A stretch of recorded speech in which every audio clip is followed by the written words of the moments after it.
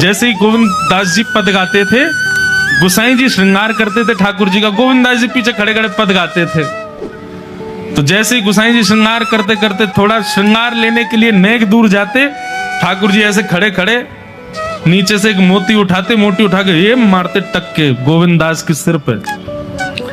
और जैसे ही गोविंद दास के सिर पे लगती, गोविंद दास कहते माने ना तारी की तो बताऊं, रुक जा। जैसे ही वो मोती लेकर के वापस गोविंद दास मारते, तब तक गोसाई जी वापस आ जाते। और गोसाई जी के आते ही वो मोती ठाकुर जी की जगह गोसाई जी में जाके लग जाता। गोसाई जी कहते हे गोविंदा, तू ठाकुर जी को मोती मार रहा है? गोविंद दास बोले मेरो माथो देखियो, ये गुम्माटो फूल को ये आपके लाला ने मारो मोए। आपको लाला ऊधम मचावे वो ना दिखाई दे आपको, और मैं एक कछु कह दूं सो मुंह पे चिल्ला रहे हो, मुंह पे बरस रहे हो, या समझा लो बहुत ऊधम मचावे ये। ऐसी लीला करते हो। गोसाई जी के नेत्रों में आंसू आ जाते, बोले गोविंदा तू कितना भाग्यशाली, तेरे संग ठाकुर जी लीला करें।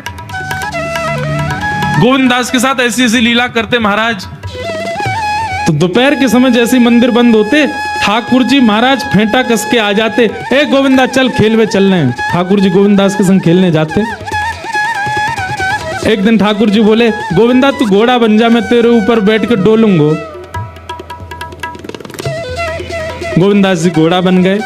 घोड़ा बन के ठाकुर जी ऊपर बैठ गए और गोविंद दास की दो पौनी बना दी ऐसी, और दो पौनी इनको ऐसे पकड़ पकड़ के ठाकुर जी चला रहे हैं। और ठाकुर जी तो खेले भैया, कछु भी कर सकें। गोविंद दास के ऊपर बैठ गए और उसको चलाने लगे। अब चलते चलते गोविंद दास रुक गए, तो ठाकुर जी बोले ए गोविंदा चल, ए मेरे घोड़ा चल। गोविंद दास जी बोले जय जय जय जय, नेक उतर जाओ। ठाकुर जी बोले काय को? गोविंद दास जी बोले लघु शंका लगी है, नेक मुझे जानो है, नेक उतर जाओ। ठाकुर जी बोले ऐसी बात कर रहे हो गोविंदा हैं? कोई घुड़सवार घोड़ा पे बैठ के घूमे और घोड़ा को लघु शंका आवे तो वो का यूं के ओ भैया नेक उतर जा, मैं लघु शंका करके आऊं, फिर बैठियो मेरे ऊपर। गोविंद दास जी बोले तो कहा आज्ञा? बोले आज्ञा वो ये जो कह रहा हूं, जैसे घोड़ा बिना आज्ञा लिए अपने व्यक्ति को ऊपर बैठा के सब काम कर ले, वैसे तू कर ले। तो गोविंद दास जी ऐसे घोड़ा बन करके चल रहे हैं, ठाकुर जी ऊपर बैठे हैं और सब कर आए काम। अब इतने में ही कोई व्यक्ति वहां से जा रहा था। अब उस व्यक्ति को ठाकुर जी नहीं दिख रहे हैं, उसको गोविंद दास चलते चलते दिख रहे हैं। उसने जब देखा, अरे राम राम राम राम जी, गोविंद दास जी क्या महाराज? किसी व्यक्ति ने गोविंद दास जी को ऐसे देख लिया, ओहो जी तो ऐसे ही डोल रहा है और चलते फिरते ही कर रहा है। गोसाई जी से जाकर के शिकायत कर दी और गोसाई जी से कही, बोले गोसाई जी आपने गोविंद दास को बहुत सिर पे चढ़ा लिया आज। अरे भाई खड़े होके लघु शंका करना भी मना है शास्त्रों में, वो तो ऐसे बैठ करके चलते चलते कर रहा था, वस्त्रों में ही कर रहा था, इतना अपवित्र, और आप उसको मंदिर की सेवा देते हो। गोसाई जी को सुन करके अच्छा नहीं लगा। शाम को स्नान आदि करके दूसरे वस्त्र पहन करके गोविंद दास आए। आकर के आपने गोसाई जी को प्रणाम किया तो गोसाई जी ने मुंह फेर लिया। गोविंद दास बोले जय जय, आप नाराज हो हमसे? गोसाई जी बोले आप आचार विचार सब भूल चुके हैं अपना, आप इस प्रकार से आज कुछ कर रहे थे, मुझे लोगों ने बताया आकर के। गोविंद दास जी बोले आपकी बात है जाए तो मैं बोलूं? बोला बोलो। बोले मोते मत कहो, अपने लाला को समझाओ। जय हट करके बैठे, जय जिद करे, कहा करूं कहां तक समझाऊं जाकू मैं? आज मुझको घोड़ा बना लियो और घोड़ा बना के मेरे दो पौनी बना के ऐसे ऐसे चला रहे मोए। तब मैंने इनसे कही जय जय उतर जाओ, मैंने एक लघु शंका कर आऊं, स्नान कर आऊं, फिर बैठ जाइयो। तो मुझे बोले घोड़ा कभी आज्ञा ले, तू तो मेरा घोड़ा है, ऐसी कर ले। इनकी आज्ञा सो मैंने कियो, मैंने अपनी इच्छा सो नहीं क्यों? नहीं मैं क्यों करूंगा ऐसा? गोविंद दास जी की बात सुनकर के गोसाई विठलनाथ जी इतने भावुक हो गए, इतने भावुक हो गए। उस दिन गोसाई जी ने नियम बना दिया, सबको बोल दिया, बोले सुनो आज के बाद गोविंद दास कुछ भी करे इसकी शिकायत हमसे मत करना। क्यों? गोविंद दास अपनी इच्छा से कुछ नहीं करता, जय जय कराते हैं उससे, ठाकुर जी कराते हैं उससे। एक बार ठाकुर जी गोविंदास से बोले, ए गोविंदास, बोले हाँ मेरो दाल बाटी खावे को मन हेरो है, तो दाल बाटी चूरमा। ठाकुर जी बोले, ए गोविंदा, ऐसे ही बोलते थे, बोले मोए दाल बाटी खानी है। गोविंदास बोले 56 भोग बनते हैं रसोई में, अपरस में मुंह पे पट्टी बांध करके महाराज रसोईया बनाता है, अपरस में यमुना जी का जल आता है वहां से वृंदावन से, उसके जल में सुंदर प्रसादी बनती है। इतने सुंदर शुद्ध भोजन को छोड़ के यूं कह रहे दाल बाटी खानी है। ठीक है, मैं आज बोल दूंगा रसोई घर में बनवा देता हूं। बोले ना, रसोई की ना खानी तो बोले तेरी कदम खंडी में आऊंगा। गोविंदास जी जहां बैठ करके भजन चिंतन करते थे, मंदिर से थोड़ा दूर था, सुंदर वन था गिरिराज जी में। बोले मां आऊंगो और वहीं पे तू कंडा, वही गोबरी कंडा में बना, और कंडा में बना के तैयार कर, मैं आऊंगा वहीं खाऊंगा। गोविंदास जी बोले यहाँ सब लोग आपको मंदिर में पूजने आते हैं, आप यहाँ पे भगवान हो, ऐसे कहीं खाने पीने आओ। बोले कोई को पता थोड़ी चलेगी, मैं आ जाऊंगा, तू चिंता मत कर, तू सुन तैयारी कर ले, आज मैं तेरे यहाँ आके प्रसाद पाऊंगा। गोविंदास जी चुपचाप मंदिर से भाग गए, किसी को बताया नहीं। किसी को पता थोड़ी कि ठाकुर जी ऐसे बाहर भी चले जाते हैं, सबको लगे अंदर ही रहते हैं ये। गोविंदास जी दौड़ करके गए, बढ़िया कंडा में बढ़िया उपले उपले लगा करके महाराज बाटी बनाई, दाल चढ़ा दी, सुंदर ठाकुर जी आएंगे पाने। एक पंथ दो काज, ठाकुर जी को दो लीलाएं एक साथ करनी थी, एक तो गोविंददास के संग सुख लेना है, और एक झाड़ू लगाने वाला गिरिराज जी की तलेटी में झाड़ू लगाता था, उसको मंदिर में प्रवेश नहीं करने देते थे लोग। तो वो बेचारा बाहर खड़ा खड़ा ही दर्शनार्थियों से पूछता था कि ठाकुर जी दिख कैसे रहे, मुझे ये बता दो। दर्शनार्थी आकर के बताते थे नीली ठाकुर जी ने बाघा पहना है, गले में मोतियों की माला है, मकराकृत कुंडल है, ऐसा टिपारा ठाकुर जी के सिर पर रखा है, और ऐसा ठाकुर जी का श्रृंगार है। तो वो बाहर खड़ा खड़ा नेत्र बंद करके सुन सुन करके ही अपने चित्त में एक झांकी बना लेता था, और मन में सोचता था ऐसे दिख रहे होंगे ठाकुर जी। पर रोज प्रार्थना करता था, नाथ मुझे लगता है इस जन्म में तो आप मुझे कभी नहीं दिखोगे, भगवान इस जन्म में तो मैं आपके योग्य नहीं हूं, पर मेरे पर बस इतनी कृपा कर दो कि अगला जन्म मुझे दीजिएगा, तो कुछ नहीं तो चेटी बना देना, तो चेटी बन करके मैं आपके 56 भोग में ही आ जाऊंगा, भीतर आके आपका दर्शन कर लूंगा, लेकिन मुझ पर अनुग्रह कर देना। ठाकुर जी उसके इस भाव से इतने रीझ गए। गोविंददास को बोला था कि दाल बाटी खाने आएंगे, अब मंदिर बंद करके सब तो चले गए वहां से, सब लोग भोजनालय में भोजन प्रसाद पाने लगे। ठाकुर जी मंदिर से निकले अचक करके बाहर, गिरिराज पर्वत के ऊपर विराजते थे। जैसे ही बाहर निकल करके आए तो गिरिराज पर्वत के नीचे ही वही झाड़ू लगाने वाला नेत्रों से आंसू बह रहे थे, ठाकुर जी का चिंतन कर रहा था। आज ठाकुर जी ऐसे दिख रहे हैं, सिर पर चांदी का मुकुट पहना है, ठाकुर जी ने आज गुलाब का इत्र लगाया है, ठाकुर जी के ऐसे ऐसे मकराकृत ठाकुर जी के कटाक्ष, वो सब चिंतन कर रहा था। ठाकुर जी नीचे उतर करके जाने लगे, इतने में ठाकुर जी ने लीला करी और जोर जोर से ठाकुर जी चिल्लाने लगे, अरे जल्दी ते आइयो, देखियो मेरे पाम में कांटो लग गयो, अरे जल्दी ते कोई आओ या कांटे को निकारो, मुझको तो बहुत दर्द है रो है, अरे भैया जल्दी आओ जल्दी आओ। अब ये स्वर जैसे ही सुना उस झाड़ू लगाने वाले ने, उसके नेत्र खुल गए, उसने देखा, बोले कि ये स्वर कहाँ से आ रहा है। उसने जैसे ही नेत्र उठा करके ऊपर देखा, तियों की माला पहनी है, मकराकृत कुंडल पहना है, चांदी का मुकुट चमक रहा है मस्तिष्क पर, ठाकुर जी के केश घुंघराले लहरा रहे हैं, और ठाकुर जी अपनो एक पाम हाथ में पकड़ करके और एक पैर पर लंगड़ी जैसे खेलते हैं, ऐसे ठाकुर जी कूद रहे हैं यहां से मां। नीचे से झाड़ू लगाने वाले ने कहा, अरे ऐसा पुरुष तो मैंने जीवन में कभी नहीं देखा, ये कैसा पुरुष है। नीचे से ठाकुर जी को देखने लगा, अब स्वरूप उसको पता था, तो उसने कही ये जरूर ठाकुर जी होंगे, वहीं से प्रणाम करें। ठाकुर जी बोले प्रणाम कर रहा हूं, दारी के जल्दी ऊपर आ, कांटो लगो मेरे पाम में, या को निकार। बोलने लगा, बोले मैं ऊपर नहीं आ सकता, गुसाई जी मारेंगे, सब लोग डांटेंगे मुझे। अरे नहीं गुसाई जी ऐसे कुछ ना के, ये सब तो बाहर के लोगों ने नियम बना दिए, मैं तो सबसे मिलूं, तू आ जा जल्दी ऊपर। जैसे ही ऊपर गया, ज्यों ज्यों ठाकुर जी के समीप जाए त्यों त्यों उसके नेत्र सजल होते जाएं।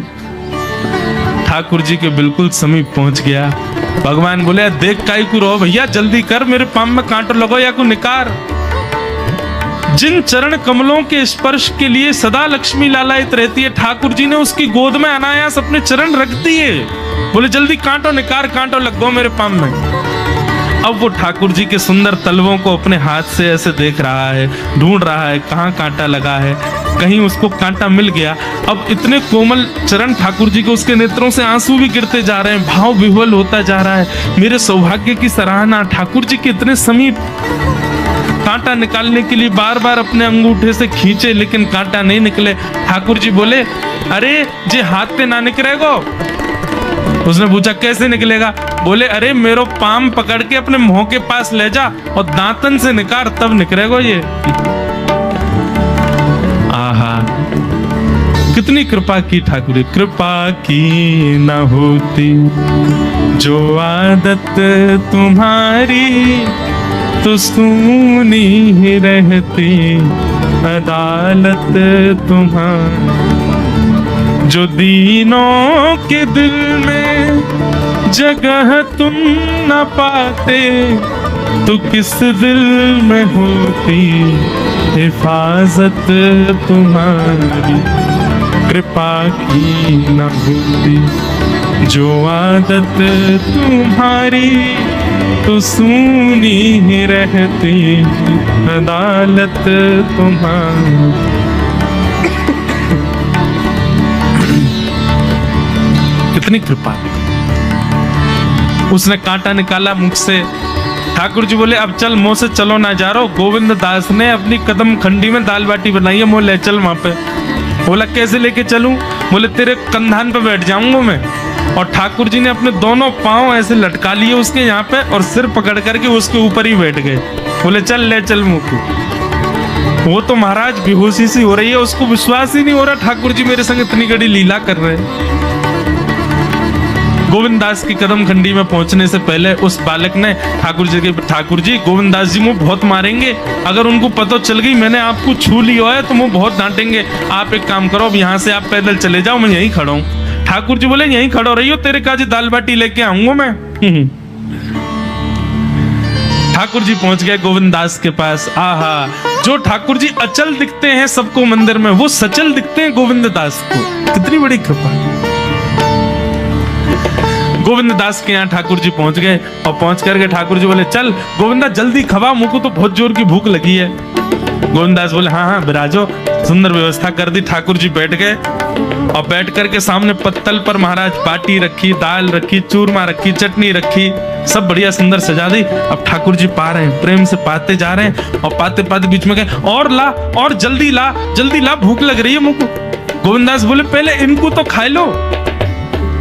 अरे ना तू जाने ना है मंदिर में मेरो भूख कैसे लगे? थाली में 2 रोटी और ये सब्जी, इनते मेरो भूख पेट थोड़ी भरे। मेरे सामने तो सबरी सामग्री धर दो, मेरो जो मन होगा मैं उठा उठा के पाते जाऊंगा। अरे गोविंदा जल्दी जल्दी लेके आ। अब गोविंद दास जी पीछे मुड़ करके बढ़िया सुंदर बाटी वाटी सेके। इतने में ठाकुर जी क्या करें, एक बाटी तो खा जाएं और दूसरी बाटी उठा के अपनी जेब में धरते जाएं। वो संग आयो बाकी काजी लेके जानी है। अब तो महाराज ठाकुर जी खाते जाएं भरते जाएं, खाते जाएं भरते जाएं। गोविंद दास बोलो ठाकुर जी ये तो मैं मानूं कि आपकी खुराक बहुत है, पर इतनी ज्यादा है ये मुझको विश्वास नहीं है रो है। क्यों हैं 56 बाटी खा गए हो अब तक आप? अरे कोई तुकना है, पेट है कि समुद्र है, कुआ है, कहा है आपको? ठाकुर जी बोले अच्छा दारी के ऐसे बोले, चलो जाऊंगा मैं। अरे नहीं जय आप तो पाओ। ठाकुर जी तो जेब में भरते जा रहे थे। अब ठाकुर जी का पेट भर गया। ठाकुर जी बोले चल भैया गोविंदा, बोले चुपचाप चलो और आचमन करो, शुद्धि करो, तब जाइयो मंदिर में। वहीं गोविंद कुंड के पास में गोविंद दास जी ने जबरदस्ती ठाकुर जी बैठा दिए। बोले हाथ में जल ले। ठाकुर जी जल लेकर के बैठे। बोले अब करो अपवित्र पवित्रो वा सर्वावस्थांगतो पिवा। ठाकुर जी आचमन कर रहे हैं, अपनी पवित्र कर रहे हैं ऊपर से लेकर नीचे तक। इतने में ही गोविंद दास बोलते बोलते पीछे की गए और ठाकुर जी की पीठ पे जाकर के एक धक्का दियो महाराज, पूरे ठाकुर जी डुबा दिए कुंड में। ठाकुर जी पूरे ऊपर से नीचे तक भीज गए। ठाकुर दारी के तेरी शिकायत करूंगा, गुसाई जी तो कहूंगा तू ऐसे करे मेरे संग। गोविंदास बोले मैं बता दूंगा तुम कौन कौन के कंधान पे चढ़ के घूमो। हाँ, मंदिर के लिए इतना नियम बना रखो है, नहा के आओ, धो के आओ, हाथ पांव खासा करके आओ, और कुछ अपवित्र वस्तु मत छीलेना, अप्रश्न रहना, गीला वस्त्र तन पे होना चाहिए। आपकी सेवा के लिए इतने नियम, और खुद क्या कर रहे हो? ऐसे गोविंद दास वो कह रहे हैं, यद्यपि रूप गुण शील सुधरता, इन बातन न रिझई है, प्रीतम प्रीत ही सोई।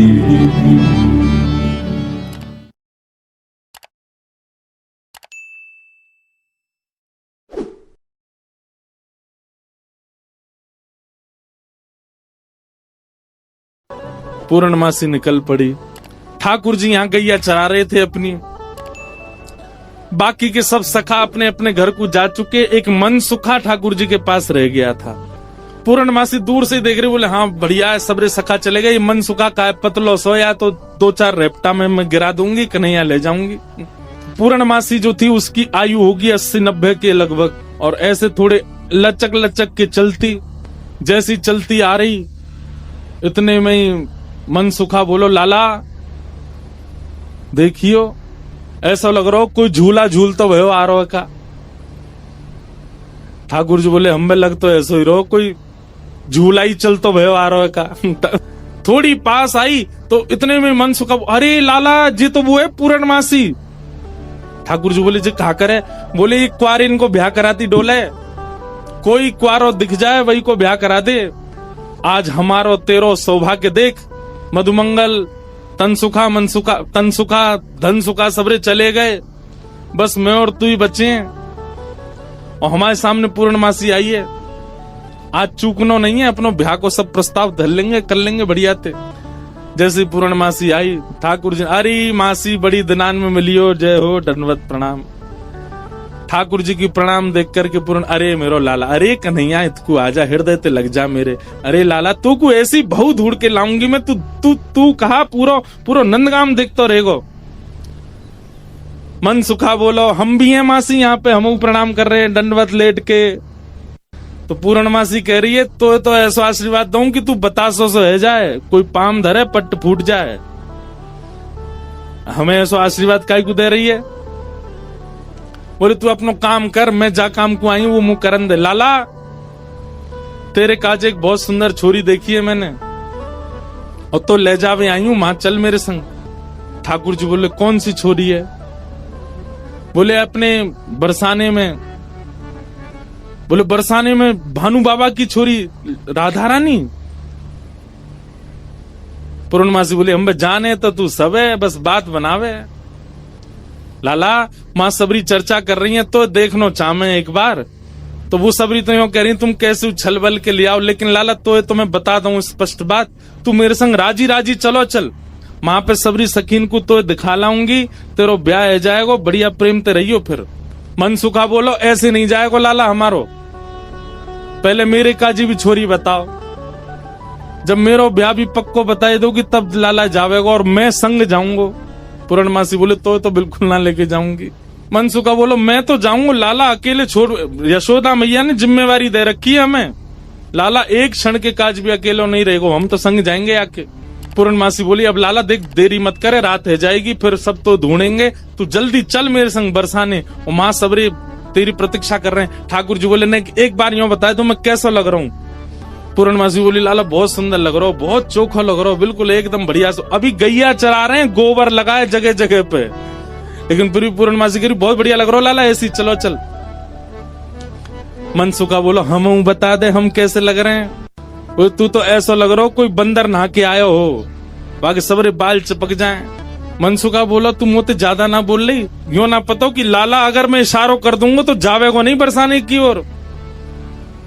पूर्णमासी बोली तू कर दे इशारों एक बार या। मनसुखा बोलो लाला तू बरसानो नहीं जाएगो। पूर्णमासी बोली लाला संध्या हरी जल्दी चल, सोई ठाकुर जी चल दिए। मनसुखा बोलो लाला तेने बढ़िया हमारी यारी नभाई है, हम एक बार हमारी बात मान जा तो रुक जा तो ने। बोले अरे ब्याह के काजे में 6 महीना ते इंतजार कर रहा हूँ, जैसे तैसे हेरो तो है ना, देखो तेरी बात बाद में मान लूंगा मैं, अभी जान दे। मनसुखा बोलो मैं भी चलूंगा। खूब पूर्णमासी ने मना करी, लेकिन मनसुखा बोलो मेरे बिना नहीं जाएगा, मैं चलूंगा। मनसुखा भी गयो। मनसुखा रास्ता में बोलो कैसो दिन आ गए हो भैया, बता दुल्हा पैदल पैदल जा रहा है, अरे कोई बैलगाड़ी तो मंगा ले, कोई घोड़ा तो मंगा ले, कोई ऊंट तो मंगा ले। पूरनमासी बोली तुम जैसे इनके ब्याह है रहे यही बहुत बड़ी बात है, पैदल ही चल दो।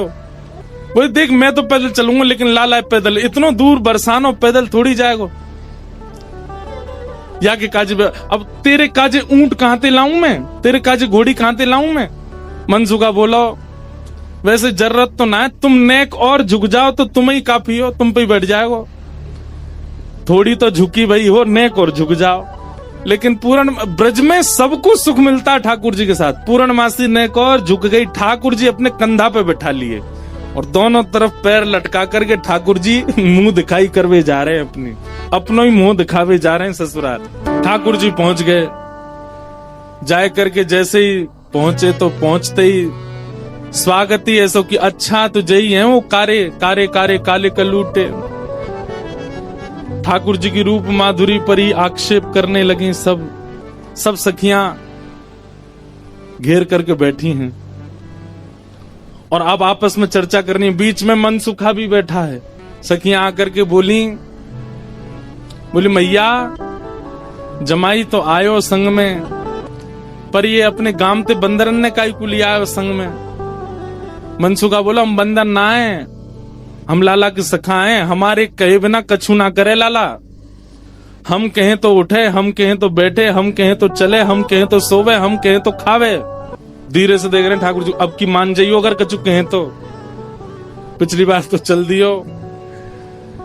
सब सखियां ठाकुर जी को कोई कान पकड़ के देख रही है, मैया कान तो ठीक है, यहाँ के नाक पकड़ के देख रही, मैया नाक ठीक है, या की आंखन में घूर घूर के देख रही, बोले मैया आंख ठीक है, या की मुखमंडल देख रही हैं, हाथ देख रही हैं, पाम देख रही हैं, चलवा के देख रही हैं, चलवा के देख रही हैं। सब गोपी कह रही मैया चाल तो बढ़िया है, लेकिन नेक ऐसी लगे जनानी सी, जनानी समझे ऐसा लगे नेक नेक कोई छोरी चल रही है का। अरे ना है लाला, हमारो जब गैया चरावे जावे तब देखो बिल्कुल ऐसी मर्दानी सी चाल चले, ऐसा मत कहो। सब ठाकुर जी को घेर करके विविध विविध प्रकार की बातें कर रही हैं। एक गोपी बोली लाला तुम बाकी सब चीजन में तो ठीक हो, लेकिन फिर चोरी काहे को करो। ठाकुर जी बोले हम चोरी ना करें, ये सबरे ब्रजवासी मक्खन निकालें, दूध घी दही सब इकट्ठो करें और कंस को जाकर के दया में, तो कंस के यहाँ जावे से रोकें, वहां हमारे चोरी करें। और मक्खन की चोरी, दूध की चोरी, दही की कोई चोरी है? चोरी तो आभूषण की होयो करे। तभी एक गोपी बोली हमने तो ये भी सुनी है कि तुमने किशोरी जी की मुंदरी चुरा ली एक बार। ठाकुर जी बोले हमारे ब्रज में कहमे चोर चोर खायो दधी माखन मलाई दूध, दोष ना हमारो फल पायो तुम जाप को। अरे ये तुम्हारे घर ते जो मलाई दूध आदि सब खाए ना, ये गोपीन के घर ते चोरी नहीं भैया, उनके जप तप को फल मिला उन्हें कि मैं उनके यहाँ चोरी करवे आया हूँ। मैं तो यहाँ आयो ब्रज में जन्म है, मैं तो यहाँ ब्रज में जन्म हूँ। भक्तन को सुख दऊं मेटू संताप को, मुंदरी जो चुराई तेरी खसम की कमाई ना। मुंदरी जो हमने चुराई वो तेरे पति की नहीं, तो तू मत बोले हम ते कि कौन की चुराई कौन की नहीं चुराई। हम श्याम श्यामा एक, झगड़ो नहीं आपको, हम दोनों एक हैं, तुम कहा जानोगी यह बात। रहो तो गवारी ढोरी रोकत है हमारी, जब प्यारी ही हमारी तो महल का तेरे बाप को। अरे तू हमसे क्या पूछ रही है? ये श्यामाजू तो नित्य हमारी हैं, ये सदीनते हमारी हैं। इनके संबंध में इतनी जांच पड़ताल और पूछ तूछ तुम कर रही हो, अरे ये तो सदाते हमारी हैं, या मैं पूछवे की क्या बात है। सब सखी बोली हे कीर्ति मैया, जमाई तुम्हारो सर्वगुण संपन्न है, बोलवे में हूं आगे, उछलवे में हूं आगे, चोरी में हूं आगे, सब चीजन में निपुण है। इतनी देर से बात बना रहे, कभी मनसुखा कछु के, कभी गोपी सब कछु के हैं। सब गोपियां बोली भैया देखो ये मेल बन नहीं रहे हो ब्याह को। बोले क्यों ना बनो? बोले बात यहीं आके अटक रही है कि लाला तुम्हारो कारो है, हमारी किशोरी जी गोरी हैं। अरे भैया मनसुखा तू अपने लाला यहाँ ते ले जा। बोले काय को? बोले हमारी किशोरी जी तो कमल जैसी हैं, उनके सामने जो भौरा कितनो बुरा लगेगो, बगल में बैठो कैसो लगेगो, या हमारे तुम तो यहाँ ते ले जाओ। ये कितने मुस्कुरा के सुंदर लग रहे हो, पर किशोरी जी के आती इनकी सबरी मुस्कुराहट फीकी पड़ेगी। कहीं और ही बात चलाओ, चलो जाओ जाओ, कन्हैया तेरो कारो है। पर मनसुखा कह रहा है, मनसुखा कह रहा हूं हमारो लाला जैसी लाली के बगल में बैठेगो, सबरो तेज तुम्हारी लाली को अपने अंदर ले लेगो। मन में पछताऊं मैं, अब भी समय बोल दो तो हम रुक जाएं, लाला ते ब्याह करा देंगे श्री जी को। ऐसे मन में ना पछताओ, सुंदर वर पाओ, कन्हैया मेरो प्यारो, प्यारे गिरधर लाल। महाराष्ट्र में भक्त हुए श्री त्रिलोचन जी, परम संत सेवी, श्री पंडरीनाथ भगवान के चरणों में ही रहते थे। पति पत्नी दोनों निवास करते थे, उनके कोई संतान नहीं थी, तो इसलिए उन्होंने जीवन भर क्या नियम अपनाया कि जो भी धन आदि उनके पास था, जो भी वैभव था, उन्होंने वो पंढरपुर आने वाले वैष्णवों की सेवा में खर्च करने का उसका मन बनाया कि यहाँ इतने दर्शनार्थी आते हैं, सबका भोजन प्रसादी सामग्री हमारे घर में बना करेगी। तो श्री त्रिलोचन जी पंढरपुर आने वाले दर्शनार्थियों को घर बुला करके प्रेम से भोजन पवाते थे। और जितने भी दर्शनार्थी दर्शन करके पंढरपुर से जाते थे, वो अन्य संतों को कह देते, बोले कहां जा रहे हो? बोले पंढरपुर जा रहे हैं। बोले भैया पंढरपुर जा रहे हो तो त्रिलोचन जी के यहां जाना, उनके यहां भोजन प्रसादी बहुत बढ़िया संतों के अनुकूल बनाते हैं। बड़ी ख्याति हो गई महाराज जी, अब तो जितनी भीड़ पंढरपुर विठल मंदिर में, उतनी भीड़ त्रिलोचन जी के घर के बाहर संतों की, दर्शनार्थियों की, सब प्रसाद पाने के लिए जाते। त्रिलोचन जी और उनकी पत्नी बड़े प्रसन्न कि इतने संतों की सेवा हम कर पा रहे हैं, ये हमारा सौभाग्य है। धीरे धीरे दोनों वृद्ध अवस्था को प्राप्त हो गए। दोनों वृद्ध हो गए तो अब इतनी सामग्री बना नहीं पाते, कोई सेवक नहीं था, स्वयं बनाते थे पति पत्नी मिलकर के। अब तो ऐसा हो जाता, कभी कभी दाल लग जाती, जल जाती, रोटियां सेकते तो रोटियां जल जाती। वृद्ध अवस्था, थक भी गए थे बहुत ज्यादा, तो प्रसाद पवाते तो थे, संत जन बेचारे प्रेम से स्वीकार तो करते, पर अब स्वाद नहीं होता था, तो बेचारे जैसा था उसको पाते, थोड़ा बहुत पा करके चले जाते। धीरे धीरे संतों का आगमन अब कम होने लगा। त्रिलोचन जी इस बात से बड़े परेशान हो गए, बोले भैया संत हमारे घर से आना बंद हो गए, हम क्या करें? तो श्री त्रिलोचन जी महाराज ने बाहर एक बड़ा सा कुछ होर्डिंग जैसा लगा दिया, उस पर लिख दिया कि अंदर कोई संत सेवा आदि के लिए एक सेवक की आवश्यकता है।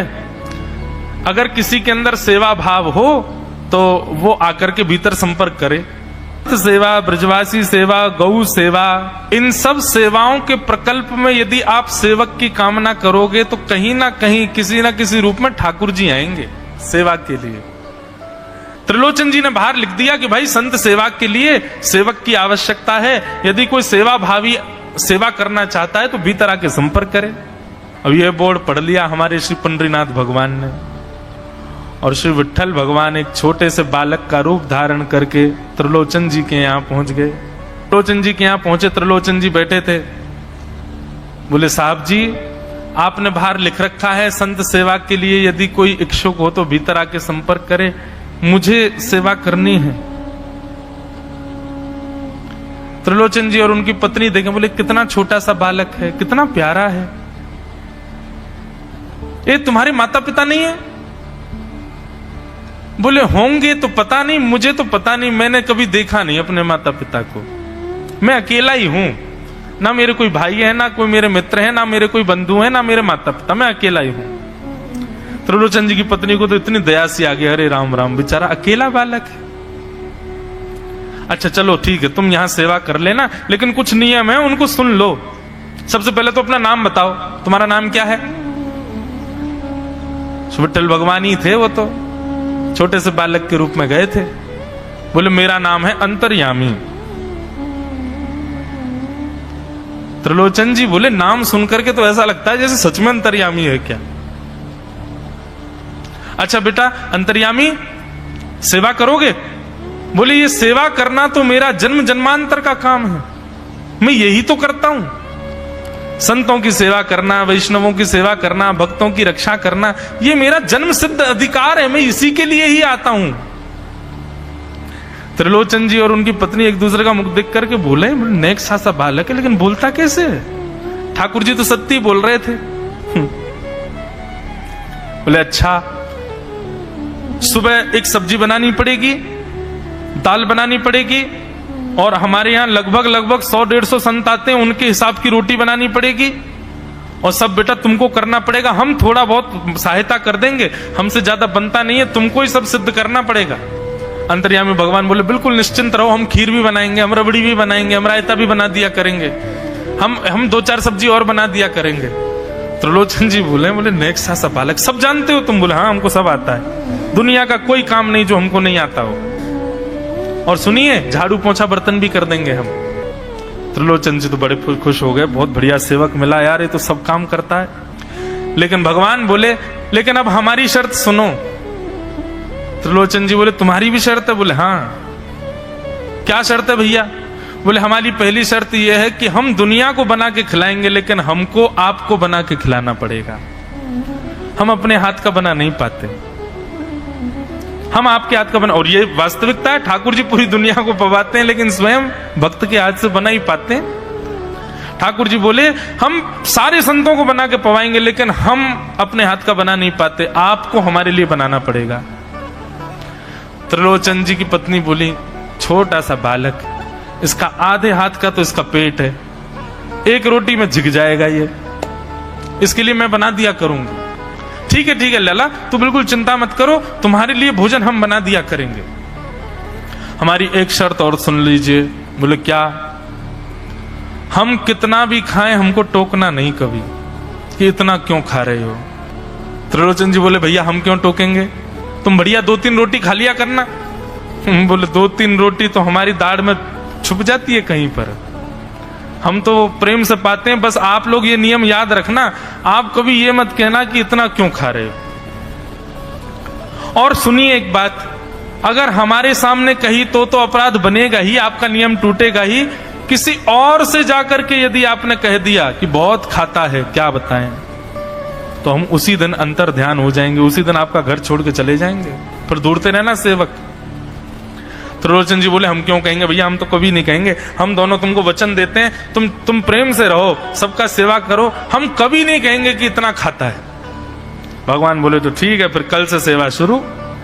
अगले दिन महाराज त्रिलोचन जी और पत्नी उठे सवेरे ब्रह्म मुहूर्त में, देखा तो महाराज भीतर ही ठाकुर जी बढ़िया अपनी कमर कस करके, सिर पर ढांटा बांध करके, मुंह पर कपड़ा लगा करके, और कढ़ाई में लिए चला रहे हैं, बना रहे हैं दाल।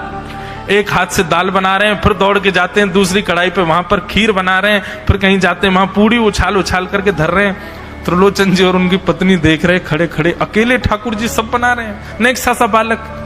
8 बजे से संतों की जमात आनी प्रारंभ हो गई, सुबह के समय हो गया।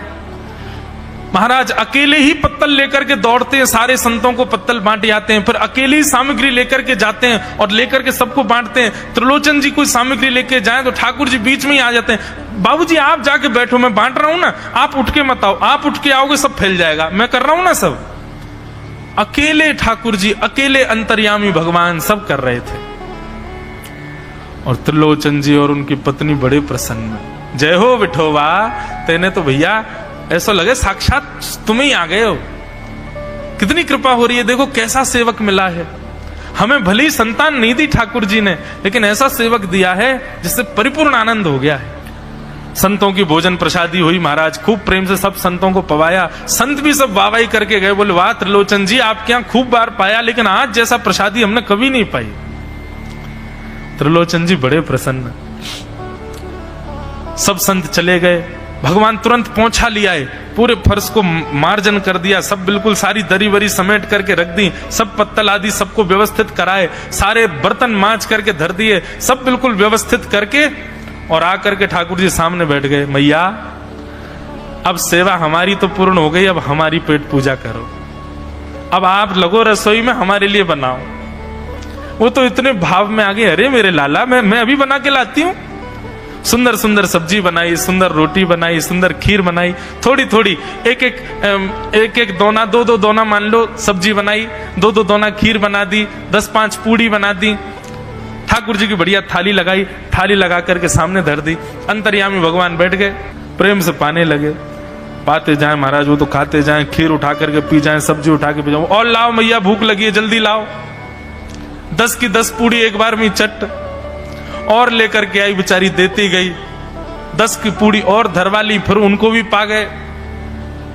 अब मैया ने इतनी सामग्री बनाई थी, बोले मैया भूख लगी है जल्दी जाओ, आटा मारो, फिर से सेको, बढ़िया लेके आओ सामग्री, आपसे हमने कही थी कि आपको हमको पवाना पड़ेगा। नहीं बेटा तू बिल्कुल बैठो रहे। अरे भैया मुझे तो लगी नेक्स्ट सो पेटया, कोई तो कुआ है पूरा, कितना डाल दो भरे कोई ना।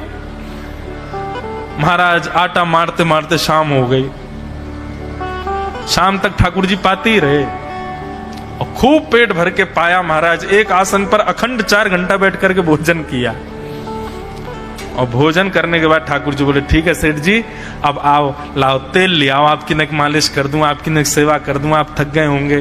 त्रिलोचन में नहीं इसकी नहीं क्यों नहीं है, तेल लेकर के उनकी मालिश भी कर दें।